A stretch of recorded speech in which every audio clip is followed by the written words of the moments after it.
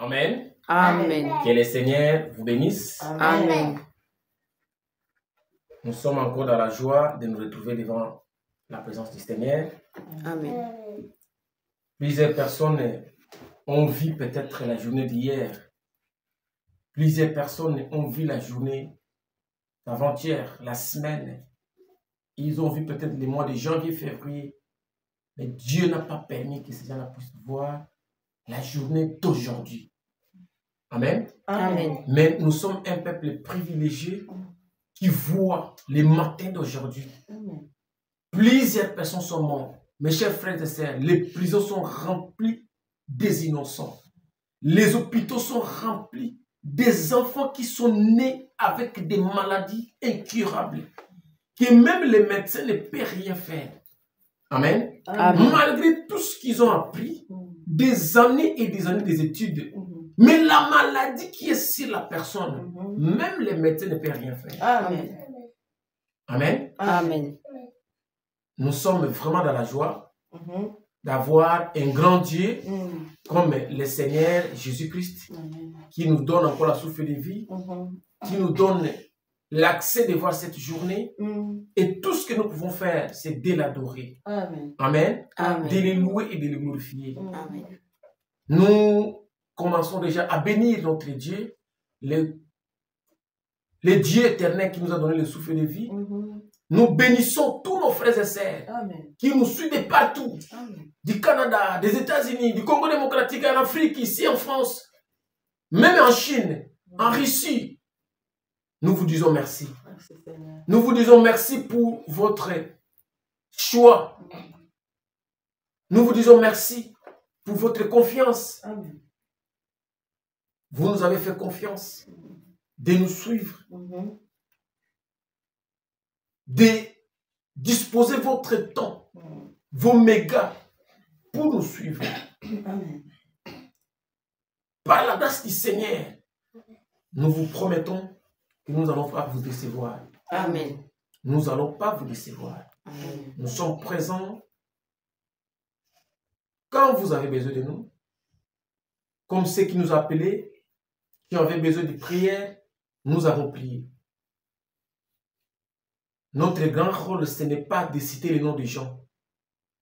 Ça, ce sont des secrets de vie des gens. C'est comme un médecin. Un bon médecin n'a pas le droit de prendre les secrets médicaux de la vie d'un homme, d'un patient, de divulguer cela. S'il le fait, même la loi peut les condamner. Amen. Amen. Amen. C'est comme ça un serviteur de Dieu. Un serviteur de Dieu, c'est un homme qui est un dépôt de problèmes. C'est comme la poubelle. Dans la poubelle, on peut se trouver le matin, on vient, on trouve un petit bébé cadavre mort. Si on pose la question à la poubelle, toi, madame la poubelle, toi, monsieur la poubelle, dis-nous qui a jeté cet enfant là-bas. Est-ce que la poubelle peut parler? La poubelle ne parle pas, mon cher frère.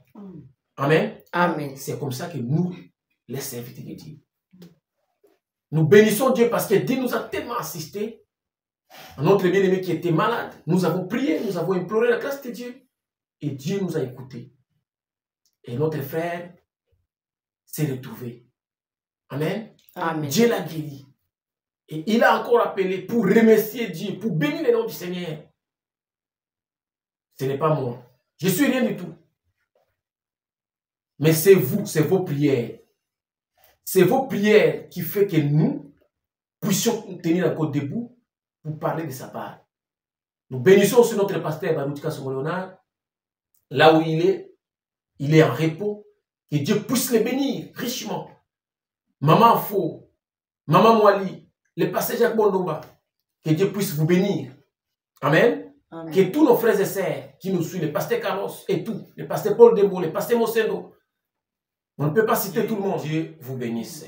Amen. Amen. Sans plus tarder, nous allons prendre le livre de Marc, chapitre 10, au verset 17. Marc 10, au verset 17. Amen. Amen.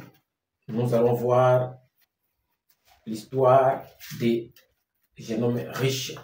Amen. Amen. La Bible dit, comme Jésus se mettait en chemin, un homme accourut et se jeta à ses genoux devant lui. Bon maître, lui demande-t-il, de quoi ai-je faire pour hériter la vie éternelle? Jésus lui dit, pourquoi m'appelles-tu bon? Il y a des bons que Dieu seul. Tu connais les commandements. Tu ne commettras point d'adultère. Tu ne tueras point. Tu ne déroberas point. Tu ne diras point de faux témoignages. Tu ne feras tort à personne. Honore ton père et ta mère.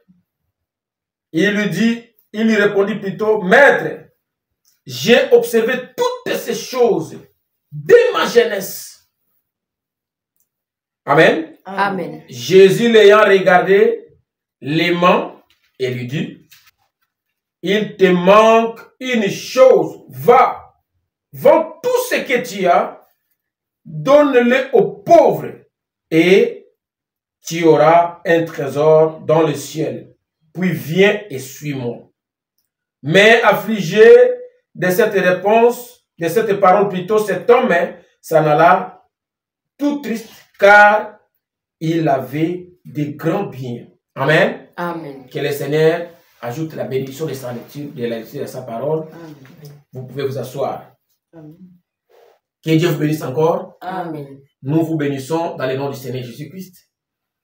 Nous sommes un peuple privilégié, comme je l'ai dit, qui voit les grandes promesses de Dieu s'accomplir devant nous.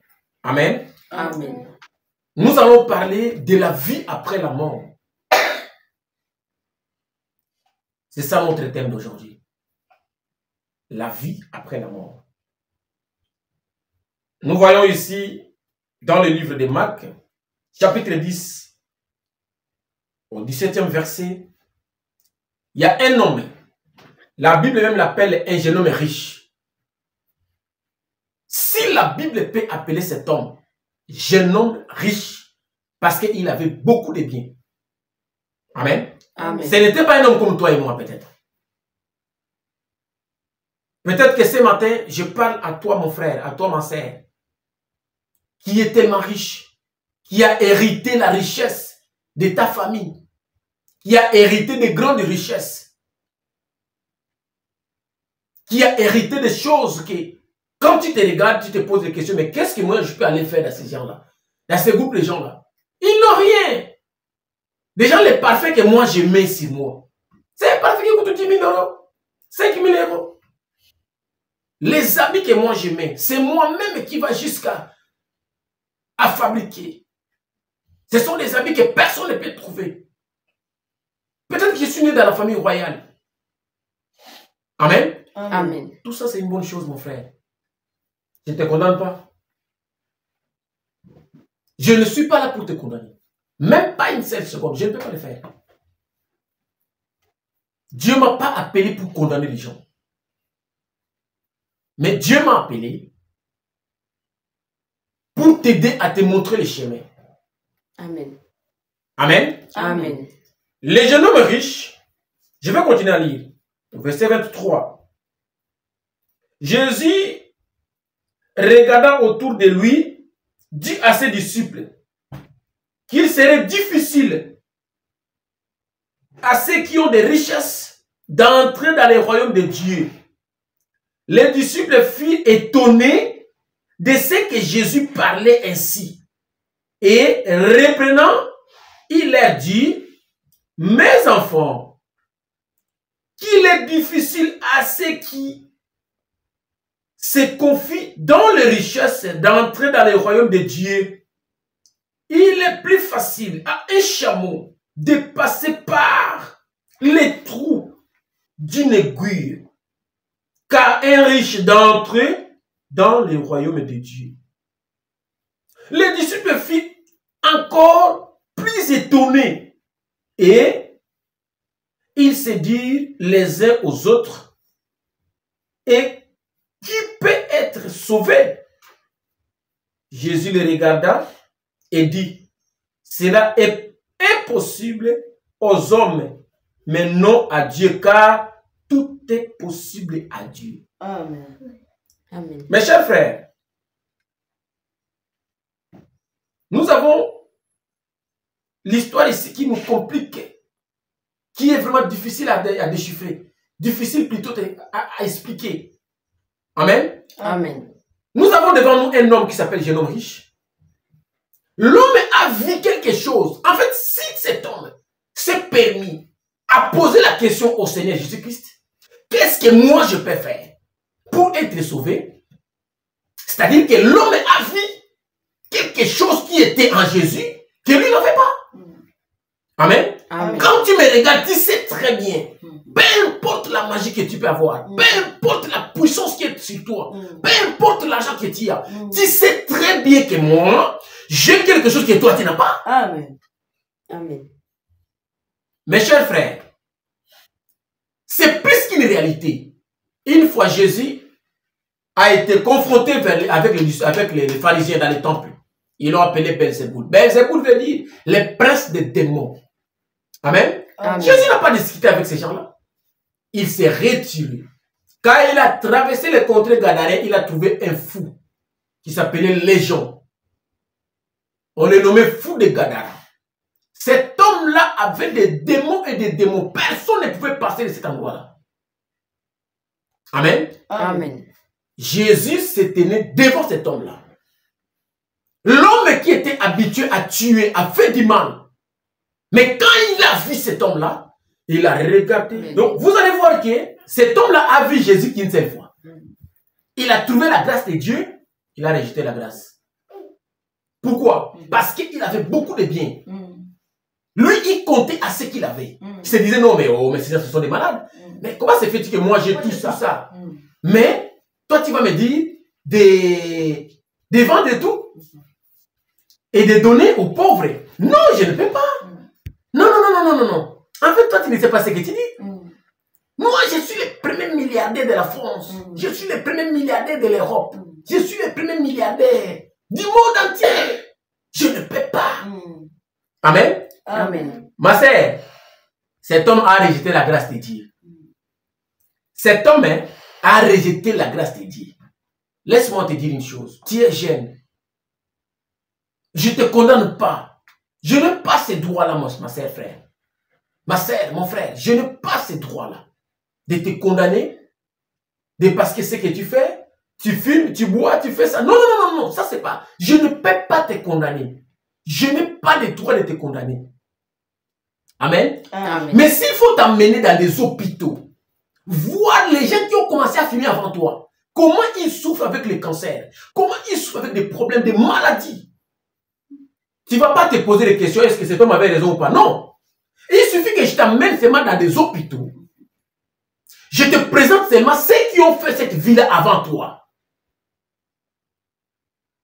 Parce que peut-être les conseils que moi je te donne, hein, tu vas te dire, mais oh, c'est un pauvre lui. Oh. Est-ce que tu t'es déjà mis à penser même une seule seconde?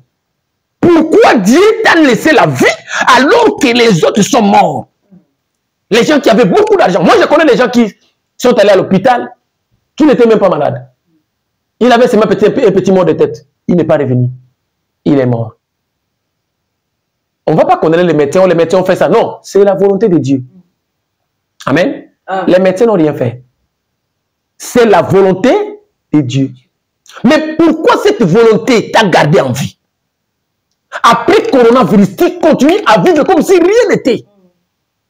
Amen. Après tout ce qu'on a vu, des cadavres, des morts partout. Mais toi, tu continues toujours à vivre de cette façon-là. Si Dieu pouvait ressusciter ceux qui sont morts de corona, l'homme qui n'était même pas malade, mais il est allé à l'hôpital, il a été contaminé là-bas à l'hôpital, il est mort. Si Dieu pouvait le ressusciter, Dieu va prendre ta vie à toi, il prend la vie de cet homme-là, un innocent qui est mort. Un bébé qui est né, aujourd'hui, une semaine après, il a tapé corona, il est mort. Il n'a même pas parlé papa, il n'a même pas appelé papa, maman, non, parce qu'il ne savait même pas parler. Il est mort. Maintenant, Dieu va prendre cet bébé, cet enfant-là. Dieu prend seulement cet enfant-là, il le présente devant toi. Il te dit, bon, mon frère, Je vais te juger par rapport à cet enfant. Tu vois, lui, il est mort 5 jours après sa naissance. Il a attrapé Corona. Et voilà, il est mort. Mais toi, malgré tout ce qui s'est passé, je t'ai gardé en vie. Je t'ai laissé la souffle de vie. Je t'ai laissé tout cet accès parce que j'avais besoin de toi. Je veux que tu puisses me servir. Toi, comme tu es là, tu le sais très bien. Tu as promis au Seigneur, oh Dieu, si tu peux me faire échapper de cette grande tempête, Corona, je vais te servir. Tu le sais très bien. Amen. Amen. Amen. Vous avez fait des promesses au Seigneur. Oh Dieu, aide-nous, arrête cette Corona, arrête cette maladie. Si le Corona part, Seigneur, moi, je vais te servir. Oh Seigneur, je vais donner des biens aux pauvres. Oh Dieu, je vais soutenir tes serviteurs. Toi, tu as fait ces promesses-là. Maintenant, qu'est-ce qui se passe? Mon frère, ma soeur, tu t'es déjà posé la question, qu'est-ce qui s'est passé? Pourquoi as-tu oublié tout ce que tu as promis au Seigneur? Bien-aimés frères et sœurs, réfléchissons à nos voies. Frère, retourne d'abord en arrière. Réfléchis d'abord. Toi, tu as fait cette promesse-là au Seigneur. Corona est passé. Tout est rentré en ordre. Tu as tout oublié. Donc, en fait, tu as tourné la page. Hein? Ça, c'est notre recueil. Dès quand tu étais là, tu as tourné la page. Tu es passé là. Amen. Tu es passé dans l'autre page. On était ici. Oh, mais non, c'est passé, frère. Ça, c'est rien du tout. Allez, prends notre page. Mais Dieu, le créateur du ciel et de la terre, il a vu le vœu que toi, tu l'as fait. Dieu a vu ce que toi, tu as dit. Amen.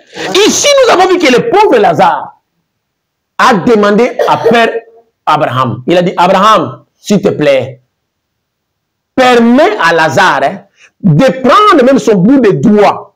Le bout, donc ça. Vous êtes des hommes insultes, vous êtes plus que moi. Le bout, donc c'est cette partie ici. Qu'il puisse le tremper dans l'eau. Amen. Amen. Qu'il vienne seulement me mettre sous la langue ici.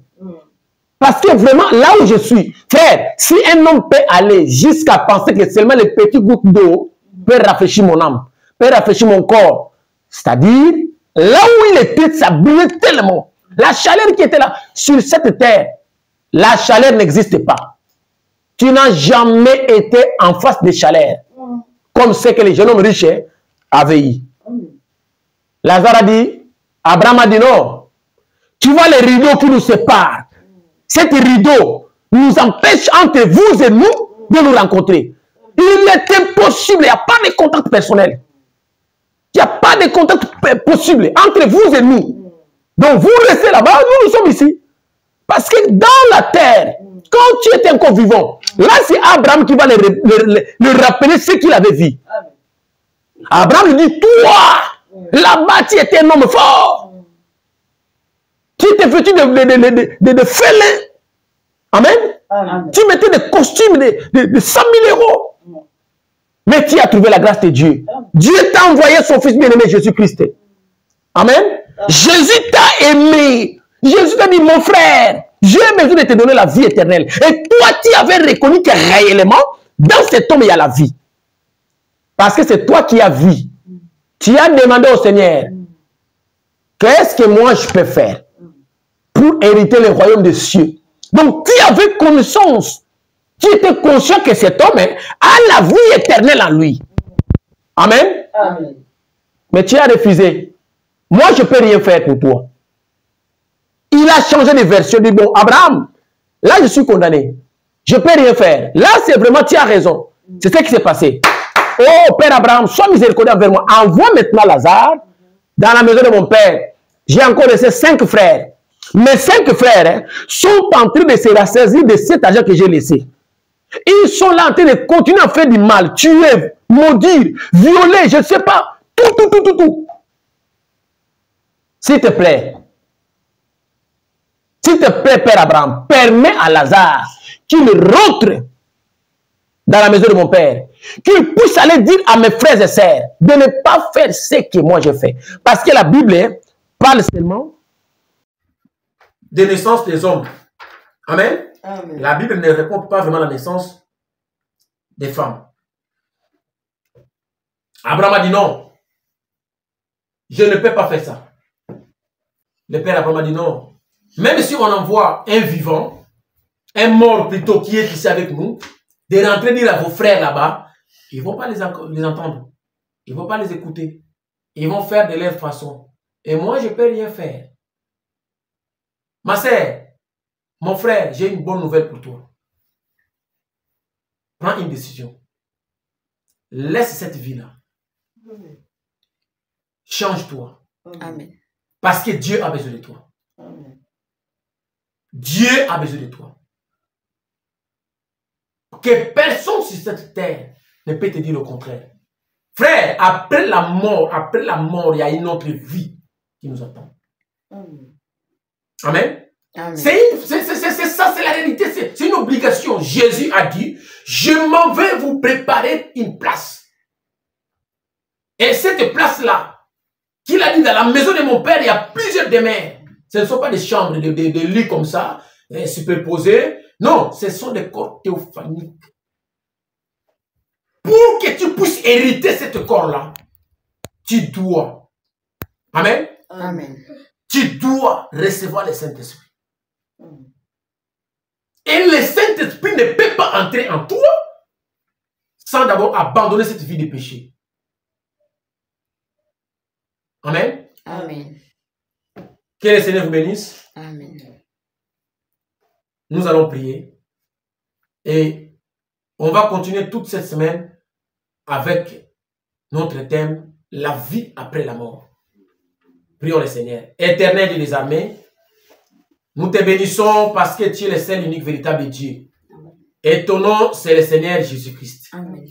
Bien-aimé, les démons ont reconnu en toi les fils de Dieu. Mais les religieux t'ont traité de Belzéboul. Oh Dieu, nous croyons que tu es ici avec nous. Car ta parole nous dit, là où 2 ou 3 sont ensemble, à mon nom, je suis au milieu d'eux. Oh Seigneur, nous croyons qu'à ce moment, tous les anges du ciel sont ici avec nous. Parce que c'est ta parole. Amen. Tu ne peux pas faillir à ta parole. Tu ne peux pas nous mentir. Tu ne peux pas être Dieu et avoir les mensonges à toi. Non. Tu as dit là où 2 ou 3, nous sommes plus qu'aidés. Seigneur Jésus, bénis ces cultes. Amen. Père, bénis les oreilles de ceux qui vont entendre cela. Bénis tous ceux qui sont en train de nous suivre Amen. dans des réseaux sociaux. Bénis même ceux qui n'ont pas eu le temps de venir à cause des empêchements. Oh Dieu, je t'en supplie, Père éternel, touche le cœur de mon frère, touche le cœur de ma sœur qui va entendre cette parole, même après des années, qu'il puisse prendre la décision. Parce que ce que j'ai dit, je n'ai pas fondé quelque chose. J'ai seulement parlé de ce que toi, Dieu, tu as parlé dans cette Bible. Alors cette Bible, c'est ta parole. Cette Bible, c'est la pensée exprimée de Dieu. Oh Seigneur, je t'en supplie. Une fois, quand j'ai prêché ce serment, la vie après la mort, la sœur a donné sa vie en Christ. La sœur a pleuré amèrement. Elle m'a posé la question, qu'est-ce qu'elle doit faire? Je lui ai dit, ma sœur, répands-toi. Abandonne cette vie. Ma sœur, abandonne cette vie. Dieu va te donner ça, son repos. Oh Seigneur, je suis dans la joie parce que tu avais exaucé ma prière. Seigneur Jésus, parle à ton fils, parle à ta fille qui va écouter cette prédication. Qu'il ne puisse pas penser que je lui ai dit de moi-même. Je ne peux pas parler de moi-même, Seigneur. Mais je parle de ce que toi tu as mis en moi sous l'inspiration. Oh Dieu, aide-nous à continuer. Aide-nous à vivre ces messages. À vivre ce que la Bible nous dit. Oh Seigneur, parle à ton peuple que réellement il y a une vie après la mort. Que nous puissions mettre nos vies en ordre. Parce que nous ne savons pas quand est-ce que la mort va nous surprendre. Oh Dieu, nous voulons être prêts tous les jours pour attendre ce grand voyage. Nous ne voulons pas, oh Seigneur, être rejetés à la fin du temps. Bénis l'épouse à travers le monde entier. Bénis tes serviteurs. Bénis tous qui nous ont écoutés, tous qui vont aussi nous écouter à la longue. Qu'ils soient bénis à jamais. Nous nous abandonnons à toi. Bénis ces moments. Merci pour nous avoir protégés jusqu'à arriver à la fin de notre culte. Que ton nom soit béni à jamais. C'est dans le nom de Jésus-Christ. Nous avons aussi demandé de prier par la foi. Amen. Amen. Que le Seigneur vous bénisse.